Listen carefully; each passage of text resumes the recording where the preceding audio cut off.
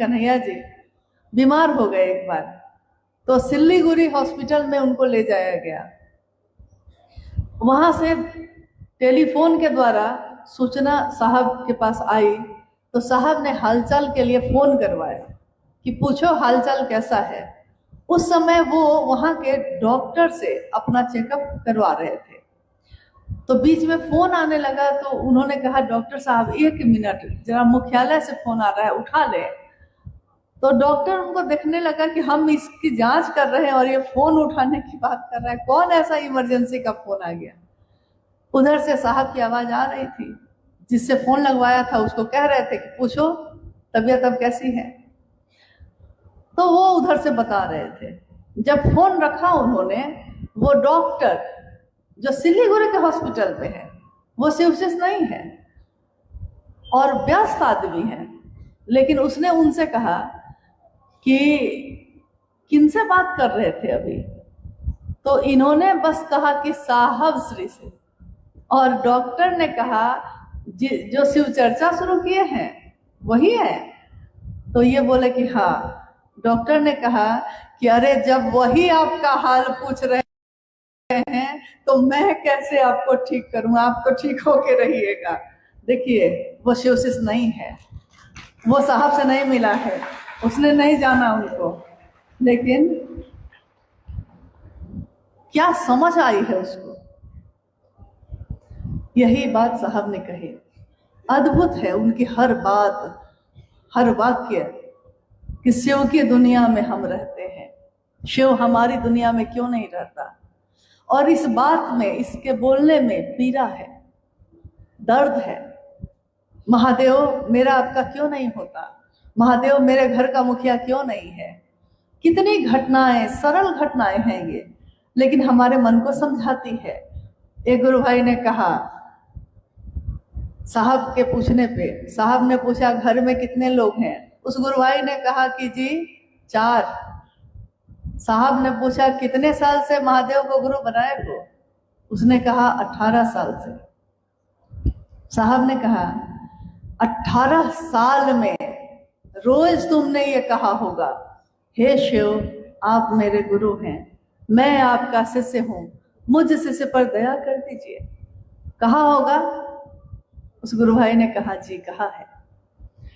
और साहब कह रहे हैं महादेव तुम्हारे घर का मुखिया न हो सका, तुम्हारे मुंह से नहीं निकला मेरे घर में 5 आदमी रहते हैं, मेरा महादेव, मैं, मेरी पत्नी, मेरे 2 बच्चे। क्यों नहीं कहा? अरे कह भी नहीं सकते, सोच भी नहीं सकते, ये भी कलेजा नहीं है। तो जब मुझको ही स्वाभिमान न हो, मुझको ही अभिमान न हो कि मेरे गुरु शिव हैं, हम दूसरे में क्या पैदा करेंगे? क्योंकि जो मेरे दिल में होगा वही हम आपके दिल में पैदा कर सकते हैं, नहीं तो नहीं कर सकते। और ये बात इतनी फैली कि उसके बाद जो आए, साहब पूछे या ना पूछे, वो खुद ही पहले कहने लगता था जी मेरे घर में महादेव हैं और मेरे माता पिता हैं, मैं हूं, मेरे बच्चे हैं। यानी ये समझ, कितनी सरल बात है ये। कोई बड़ी बड़ी बात नहीं कही उन्होंने, कोई संस्कृत का श्लोक नहीं पढ़ा उन्होंने, कोई शास्त्रों का अध्ययन नहीं करवाया, मंत्रों का जप नहीं करवाया बैठ के, कोई तपस्या या ध्यान करने के लिए नहीं कहा, लेकिन उनकी एक एक बात ने हमारी चेतना में जो जकड़ा हुआ था संकीर्णताओं से, धीरे धीरे उसकी सारी परत खुलती चली गई, सारे बंधन खुलते चले गए। और आज हम कितने खुले मन से, आह्लादित मन से दुनिया में कहीं भी चले जाते हैं, कहीं भी महादेव की बात कर लेते हैं। हम जो अपने घर से बाहर कदम भी नहीं रखते थे, हम जिसमें से बहुत लोगों का चेहरा लोगों ने नहीं देखा था, घूंघट के पीछे छिपा रहता था, हम जो पूरे जीवन अपने गांव में ही रह गया, कभी कहीं गया ही नहीं, और आज महादेव का संदेश लेकर, साहब हरिंद्रानंद जी का संदेश लेकर गांव गांव, गली गली, शहर शहर घूम रहा है। मामूली बात नहीं है। 3 सूत्रों के बारे में उन्होंने कहा, अभी भी चर्चा लगातार हो रही थी, हम लोग भी सुन रहे थे। 3 सूत्र, और आप में से बहुत पुराने लोग भी हैं। तो जो बात मैंने उस दिन सुनी, जब साहब कह रहे हैं कि बताओ तीनों सूत्र क्या है, तो सबने जवाब दिया कि सहायक क्रिया है। क्या शिष्यानुभूति भी यही कहती है? शिष्यानुभूति तो हम लोग पढ़ते हैं ना, सबको ही। शिष्यानुभूति साहब की लिखी हुई जो छोटी सी किताब है, आपके पास है या नहीं? वो है? एक दो हाथ ही उठा है। अच्छा, सबके पास है, ठीक है। तो शिष्यानुभूति ये कहती है कि शिव को गुरु मानने के बाद ये तीनों सूत्र करना सहायक क्रिया है। जैसे ही हम शब्द प्रयोग करते हैं सहायक, तो तुरंत दिमाग में एक बात आती है कि जब कोई सहायक है तो मुख्य कोई होगा नहीं, कोई प्रधानाध्यापक होगा तब ना कोई सहायक अध्यापक होगा। तो जब तीनों सूत्र सहायक क्रिया है तो मुख्य क्या है शिव शिष्टता में? किस मुख्य चीज के लिए इन तीनों सूत्रों को करना है हम लोग को? उस दिन साहब ने पूछा था, अभी भी उन्हीं की बात दोहरा रहे। हाँ बोलिए। पहला सूत्र, तो तीनों सूत्र तो सहायक है, लेकिन ये तीनों सूत्र क्या करने के लिए सहायक है? किस चीज के लिए? उद्देश्य क्या है?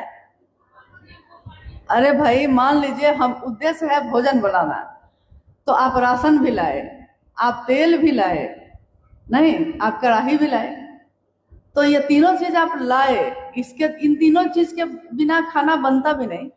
लेकिन उद्देश्य उसका एक मुख्य उद्देश्य है ना, भोजन बनाना। तो तीनों सूत्रों को करने के पीछे मुख्य उद्देश्य क्या है? सहायक तीनों है तो शिव का शिष्य बनना है। हाँ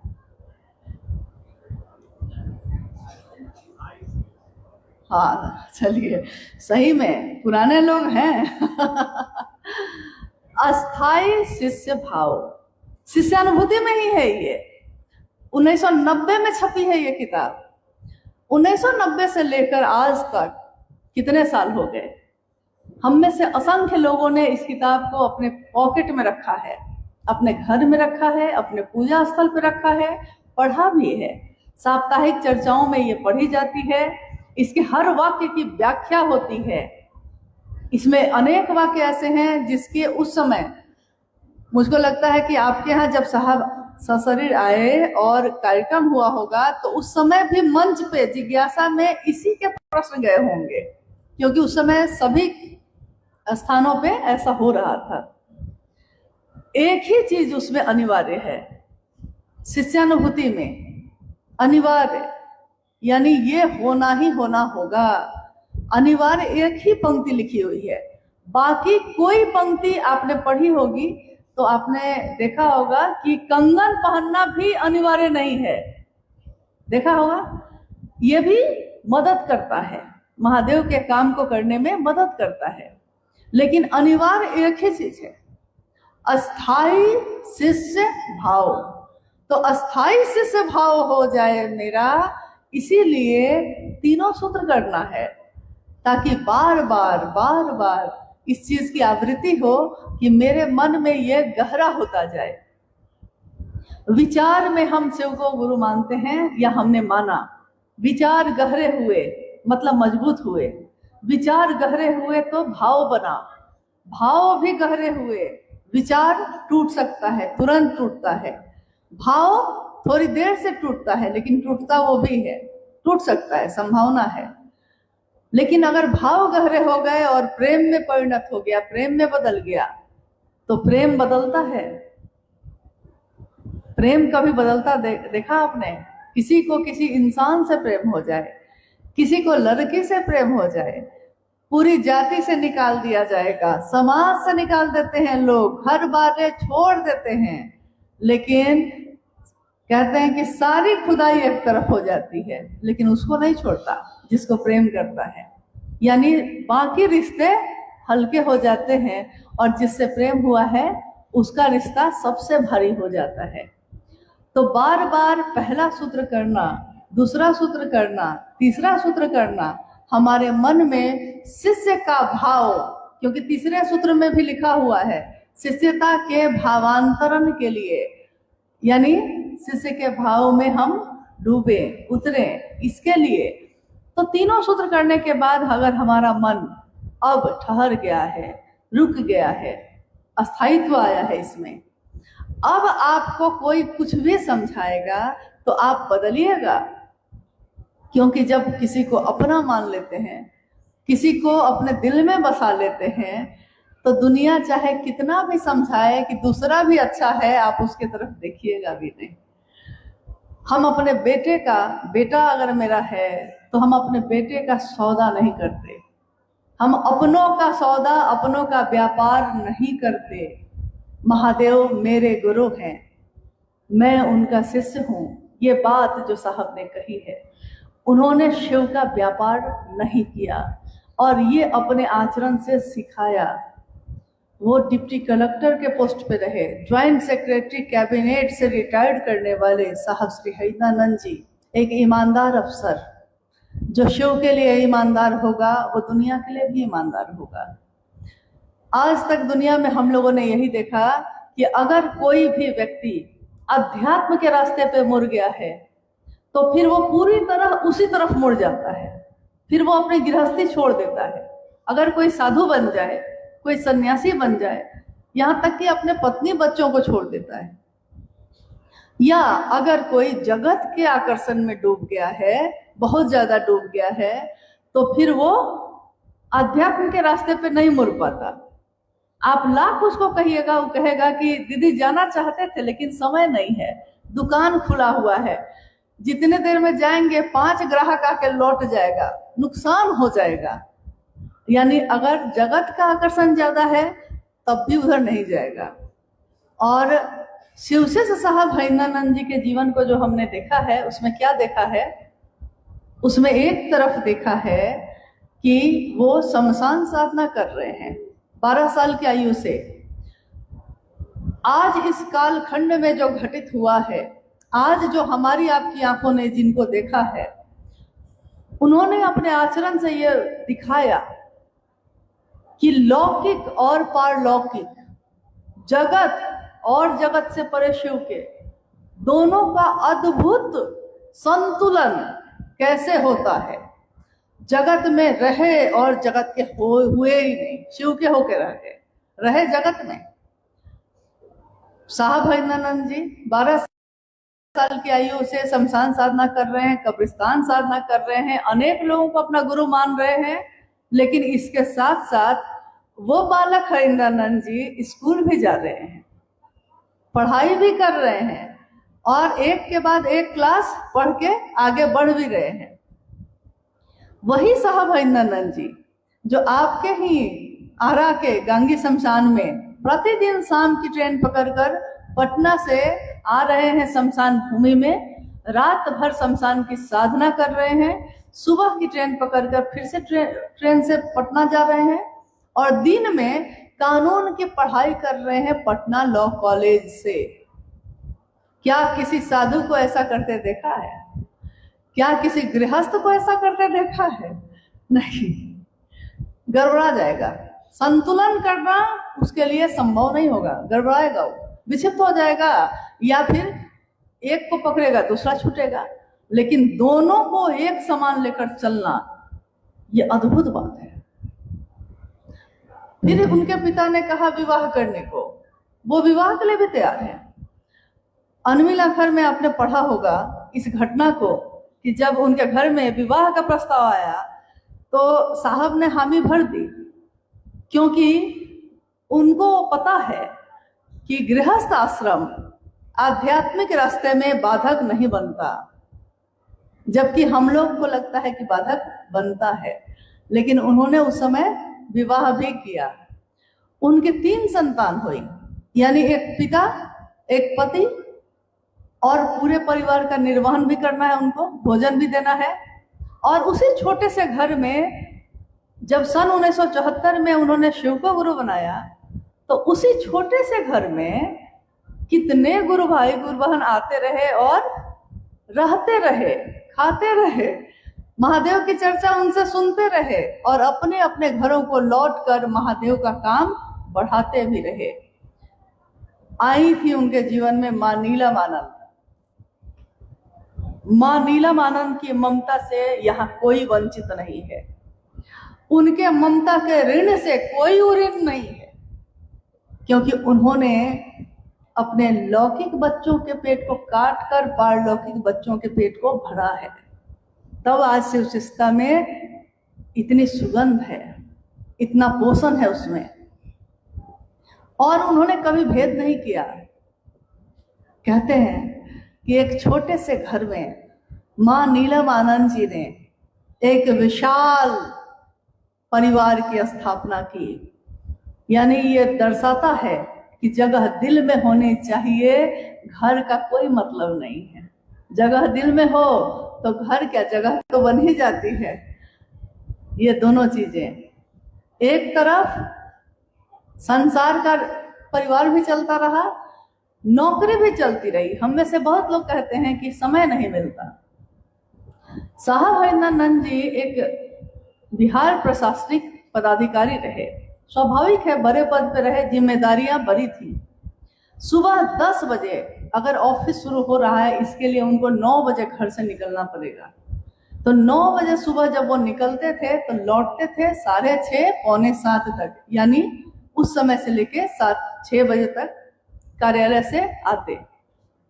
सुबह में थोड़ी बात होती तो होती, फिर शाम में चर्चा होती, और रविवार को छुट्टी के दिन बाहर की यात्राएं होती।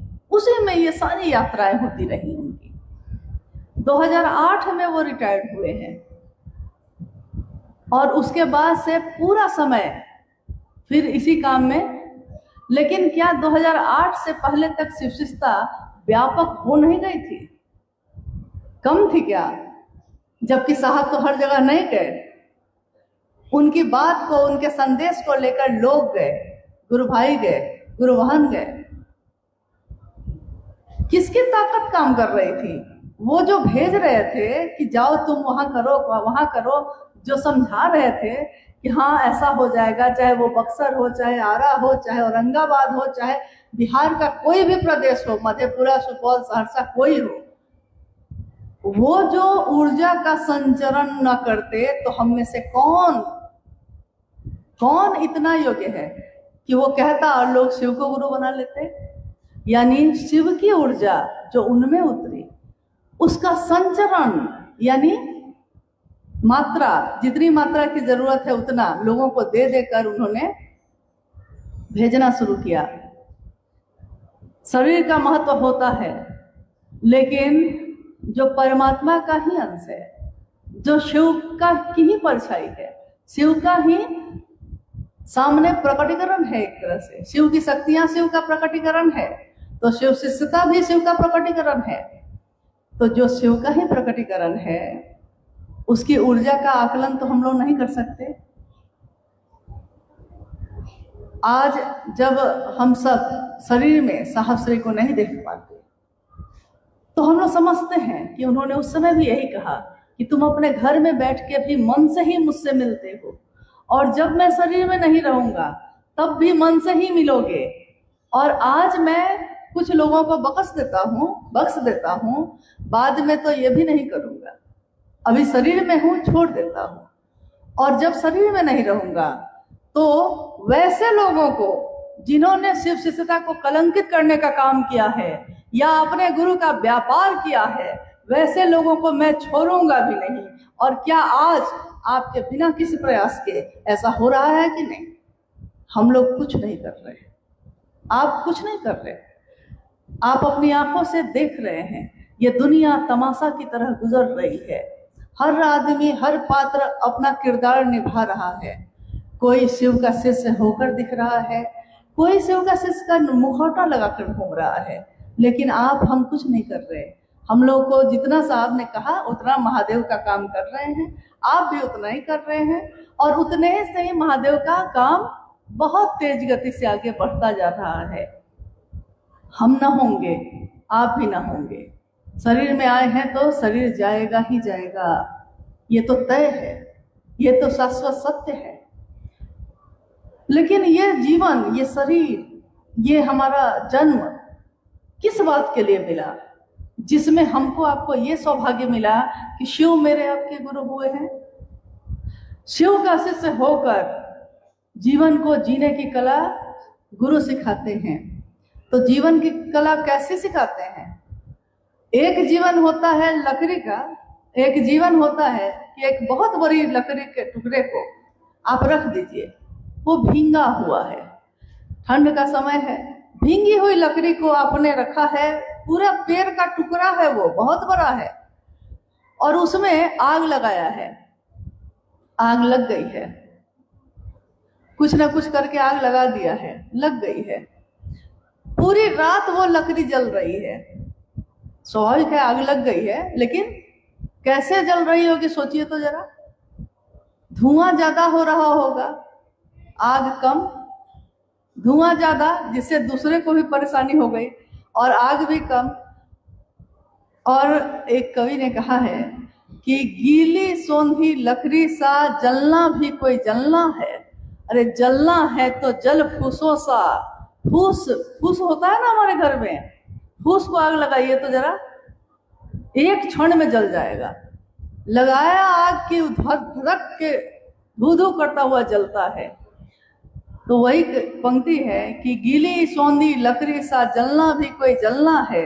अरे जलना है तो जल फूसों सा, फूस सा। जीवन में करता धू धू। जीवन तो सारे लोग जीते हैं, जानवर भी जीता है।